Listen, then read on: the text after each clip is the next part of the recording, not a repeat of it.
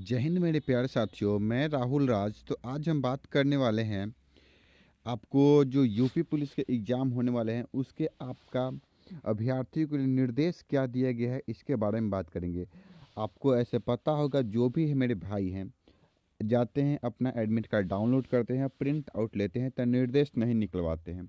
ठीक है कि वो आपको 10 रुपया एक्स्ट्रा चार्ज देना पड़ता है, तो ऐसे भी इसको निकलवाना नहीं चाहिए। लेकिन इसके लिए आपको मैंने इस वीडियो को लेकर आ चुका हूँ, जिसमें आपको क्या क्या निर्देश दिए गए हैं ए टू जेड जानकारी हम बात करेंगे। टोटल आपको 27 निर्देश दिए गए हैं। ठीक है, एक एक डिटेल्स की ओर बात करेंगे। तो फ्रेंड, आपसे एक रिक्वेस्ट है कि प्लीज़ वीडियो अच्छा लगे तो लाइक ज़रूर कर दे, साथ ही चैनल को सब्सक्राइब करना ना भूले, जिसके हर अपडेट सबसे पहले आपको हम प्रोवाइड कर सकें। चलिए वीडियो को शुरू करते हैं।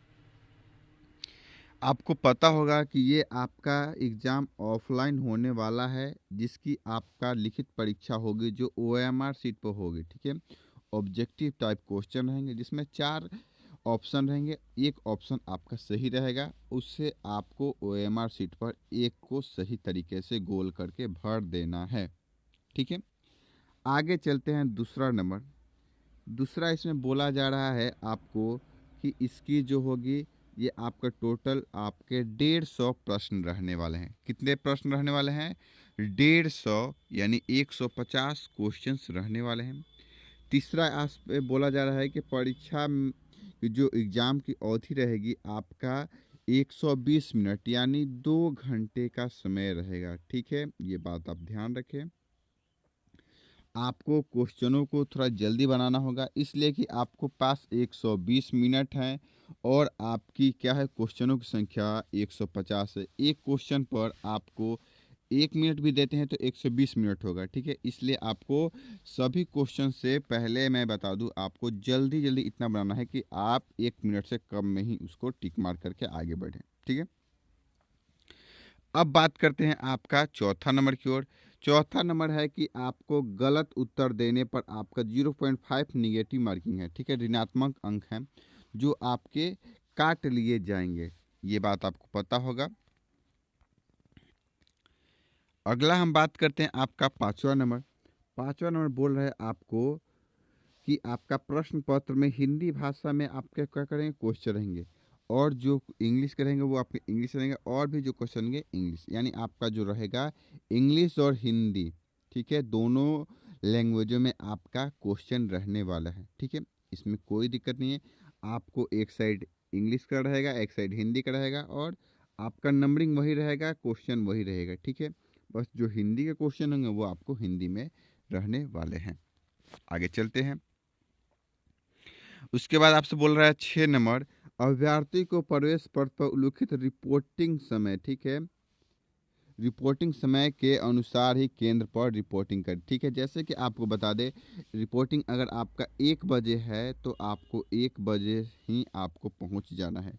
आपको पता होगा, आपने एडमिट कार्ड डाउनलोड कर लिए हैं, तो 1 बजे से अगर है आपका, तो 1 से 2 बजे तक आपका रिपोर्टिंग टाइमिंग होगा। 1 घंटा आपको पहले ही आपको एग्ज़ाम सेंटर में एंट्री करा लिया जाएगा। मैं बता दूं आपको कि आपका एग्ज़ाम अगर 3 बजे से है, तो 3 बजे से है तो आपको 2 बजे एंट्री टाइम ख़त्म हो जाएगा। इसलिए आप रिपोर्टिंग टाइम से पहले पहुंच जाएं। चलिए आगे चलते हैं।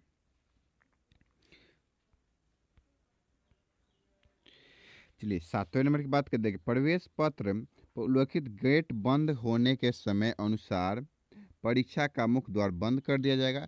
आपका जो रिपोर्टिंग टाइम रहेगा उसी के समय आपका गेट बंद कर दिया जाएगा। मुख्य द्वार बंद होने के बाद किसी भी आपकी परिस्थिति में या किसी भी कारण से आपका लेट हो जाए, आपको एंट्री नहीं मिलेगी। आपको साफ साफ निर्देश दे दिया गया है। ठीक है, चलिए आगे की ओर चलते हैं। अगला हमारा है आपका 8वां नंबर। अभ्यर्थी को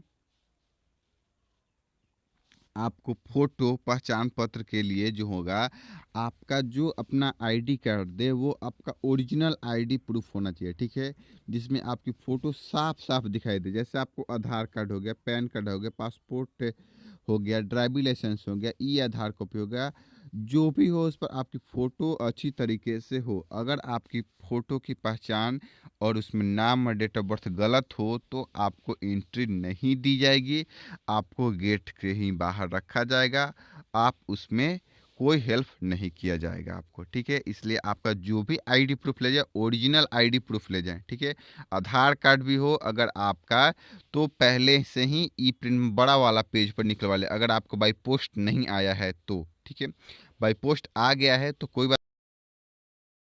रिक्वेस्ट देखिए, जैसे यहाँ आपको दिख रहा है नॉन सब्सक्राइबर, देखिए हमारा कितना आपको वीडियो देखते हैं हम लोग। आपको 87.1% कौन सा नॉन सब्सक्राइबर, मतलब जो सब्सक्राइब नहीं किया है वो बंदे देखते हैं, और जो सब्सक्राइब किया है वो कितने देखते हैं, 12.9%। तो फ्रेंड प्लीज़ आप वीडियो देखते हैं तो सब्सक्राइब भी ज़रूर कर लें, इसलिए कि आप देख रहे हैं कि एक्यूरेंसी कितना है। आपको 87% ऐसे मेरे भाई हैं जो केवल वीडियो देखते हैं, सब्सक्राइब नहीं करते हैं, तो प्लीज़ आपसे रिक्वेस्ट है कि सब्सक्राइब ज़रूर कर लें। चलिए वीडियो को शुरू करते हैं। लेकिन अगर नहीं आया है तो बड़ा वाला प्रिंट में घर से ही निकाल के ले जाए, इसलिए कि वही मान्य होता है। छोटा वाला को लेमिनेशन करके बना के ले जाइएगा तो मान्य नहीं होता है। चलिए आगे चलते हैं। 9 नंबर बोल रहा है, परीक्षा केंद्र पर पहुंचने पर अभ्यर्थी प्रवेश पत्र मूल पहचान पत्र का सत्यापन करने के बाद ही प्रवेश की अनुमति दी जाएगी, ठीक है। आपका मूल जो एडमिट कार्ड होगा और पहचान पत्र होगा उसको अच्छी तरीके से जांच करने के बाद ही आपको प्रवेश पत्र के अनुसार मिला लिया जाएगा, उसके बाद ही आपको एंट्री दिया जाएगा। अगर आपको उसमें गलती आता है तो एंट्री नहीं मिलेगा, ठीक है। आगे चलते हैं 10वें नंबर की ओर। परीक्षा केंद्र पर अभ्यर्थी को बायोमेट्रिक आइरिस और फोटोग्राफ लिया जाएगा। आपको एग्जाम सेंटर के अंदर आपका बायोमेट्रिक होगा, फिर आपका आइरिस होगा, मतलब आँख से फोटो खिंचा, आँख का फोटो खींचा लिया जाएगा, और फिर उसके आपका फोटोग्राफ भी खींचा जाएगा, ठीक है। लेकिन अब तो ऐसा सिस्टम आ गया है कि जो फोटो खींचेगा उसी में आपका आइरिस भी ले लिया जाता है, ऐसा कुछ नहीं है।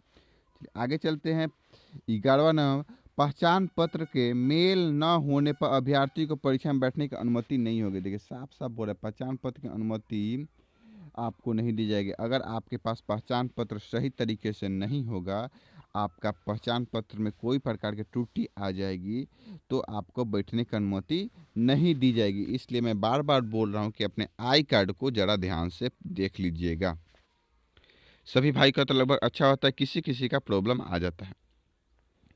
अब कह रहा है 12 नंबर बोल रहा है, परीक्षा समाप्त होने तक किसी विद्यार्थी को परीक्षा कक्ष से बाहर जाने की अनुमति नहीं है, ठीक है। 2 घंटे, अगर आपका परीक्षा शुरू हो चुका है 9 बजे तो आपका 9 से 10 11 बजे तक आपको निकलने की अनुमति नहीं है। इससे पहले आप जो भी पानी पीना है, बाथरूम जाना है, लैट्रिन जाना है, जो भी पहले कर ले, ठीक है। उसके बाद आपको एंट्री के बाद जब एग्ज़ाम शुरू हो जाएगा तो बाहर नहीं निकलना है। चलिए आगे चलते हैं। 13 नंबर बोल रहा है आपको, यह प्रवेश पत्र केवल निर्धारित परीक्षा तिथि और परीक्षा पाली के लिए है। ये जो आप एडमिट कार्ड देख रहे हैं, आपको एग्ज़ाम देने जाना है, वो आपको ओनली फॉर परीक्षा को देने के लिए, और आपको पाली मतलब फर्स्ट पाली सेकंड पाली के लिए उसमें दर्शाया गया उसी का है। आगे के लिए फिर नेक्स्ट एडमिट कार्ड डाउनलोड होगा, आपका रिटर्न के लिए हो चुका है जैसे, तो फिर फिजिकल्स के लिए अलग होगा, ठीक है। ये बात आपको जानना होगा। अगली बात करते हैं आपको 14 नंबर, किसी भी परिस्थिति में परीक्षा तिथि या पाली केंद्र पर परिवर्तित की अनुमति नहीं है, ठीक है। अगर आपका एग्ज़ाम छूट जाता है तो आप सोचिएगा कि नेक्स्ट बार कहीं दे दे, ऐसा कुछ नहीं का। जिस डेट को जिस पाली में है आप उसी पाली में देंगे। सेकंड पाली में, फर्स्ट पाली में है, अगर सोचते हैं कि मेरा एग्ज़ाम छूट गया तो सेकंड पाली में दे दें, ऐसा कुछ नहीं होगा। आपको गेट के बाहर आप डिस्क्वालीफाई। आगे चलते हैं 15 नंबर की ओर। अगला बोल रहा है 15 नंबर, आपको अभ्यर्थी को सलाह दी जाती है कि वे परीक्षा से कम 1 दिन पूर्व परीक्षा केंद्र और वहां पहुंचकर पता लगा ले कि परीक्षा के दिन, समय और केंद्र आपने सही तरीके से पहुंच जाना है, ठीक है। 1 दिन पहले ही आपसे बोला जा रहा है, कम से कम क्या 1 दिन पहले, इसलिए कि आपको पता है कि 60,000 से प्लस भर्ती है तो इसमें लड़के भी बहुत होंगे, इसलिए आपको बोला जा रहा है कि भीड़ भड़ाका से आपकी लेट हो सकती है, इसलिए आपको एग्ज़ाम सेंटर पर 1 दिन पहले पहुंच जाना चाहिए। जैसी इच्छा आपकी इच्छा, आपका छूटेगा तो एग्ज़ाम आपका, लेकिन सरकार तो आपको गाइडेंस कर दे रहा है। चलिए आगे चलते हैं। 16 नंबर बोल रहा है, केवल सूची के निर्मात में अभ्यर्थी को उन्हीं संबंधित तिथि, समय और पाली पर परीक्षा केंद्र पर प्रवेश की अनुमति दी जाएगी।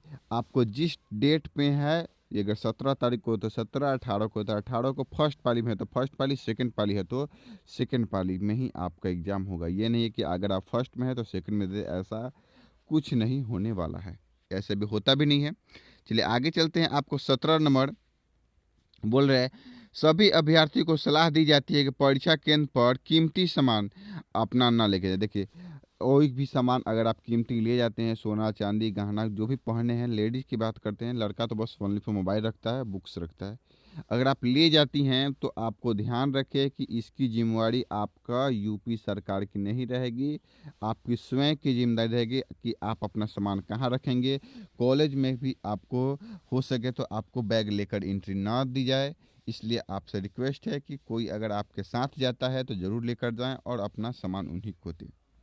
चलिए अगला बात करते हैं 18 नंबर, अभ्यर्थियों के निर्देश। देखिए आपको किसी भी प्रकार के, देखिए यहाँ देखिए अंदर क्या लिख सकते हैं, लिखित और मुद्रित कागज के टुकड़े, ज्योमेट्री, स्टूमन बॉक्स, आपका credit card, debit card, cell, copy, ऐसा कुछ भी आपको लेकर नहीं जाना है। इलेक्ट्रॉनिक डिवाइस में बात कर ले तो मोबाइल फ़ोन, कैमरा, घड़ी, ब्लूटूथ आपको नहीं लेकर जाना है, ठीक है।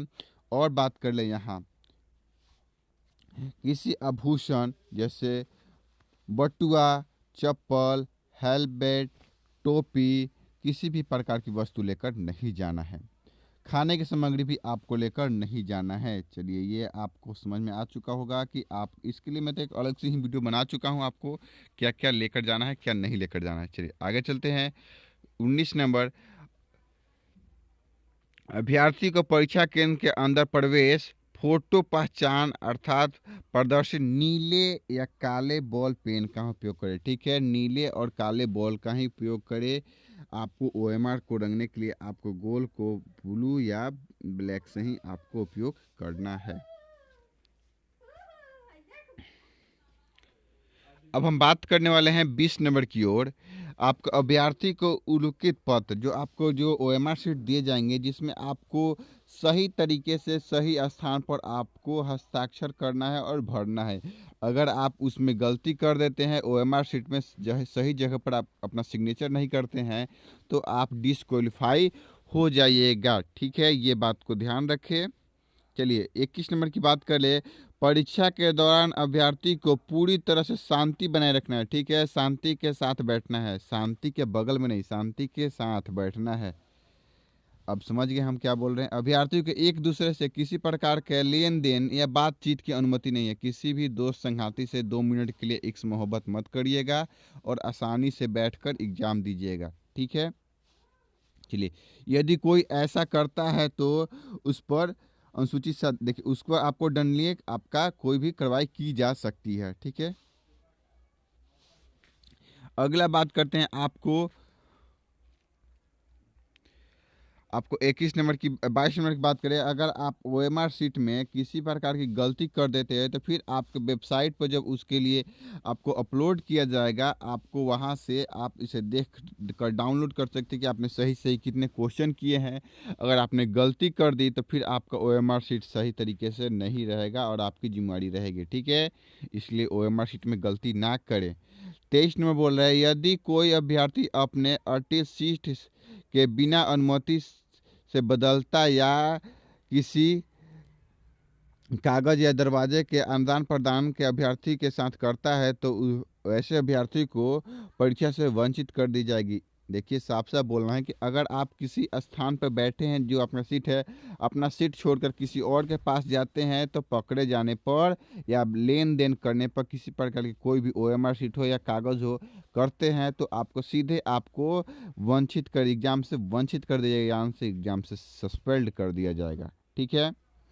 और बोल रहा है 24 नंबर, अभ्यर्थी को बोर्ड कक्ष निर्धारक द्वारा जारी के निर्देश को पालन करना होगा। ठीक है। जितने भी आपको ऊपर निर्देश दिए गए हैं उसको सभी तरीके से आपको पालन करना, अगर पालन नहीं करते हैं तो आप पे कार्रवाई की जाएगी और एग्ज़ाम से वंचित कर दिया जाएगा। ठीक है। और आपको सही समय पर ही आपका सारा चीज़ आपके वेबसाइट पर अपलोड कर दिया जाएगा। परीक्षा के दौरान यूपी पीआरबी के अंतिम होगा और अभ्यर्थी को पालन करने के लिए बाध्य होंगे। ठीक है। लगभग मैंने आपको सारा डिटेल्स बता दिया, A to Z दला। और एक और यहाँ सबसे अच्छी बात बोला गया है, देखो, दलालों और नौकरी रेटर जान चलने वाले से सावधान रहे। लेकिन इसके बिना कहाँ चलने वाला है, यही तो सबसे अच्छा धंधा है भाई, इसी के बिना तो सभी लड़के का चलता है। लेकिन इसी को रोकना है। प्लीज़ आप इसमें सपोर्ट ना करें, इसके बदले अपने से मेहनत किए हैं जो स्टूडेंट वही इसका सिलेक्शन होंगे। दलालों से प्लीज़ सावधान रहे और आपकी जो अपनी जो इच्छा है, आपने जितना आपने बनाया है वही आपके साथ होगा। ठीक है। जब तक ले जय हिंद दोस्तों, वंदे मातरम।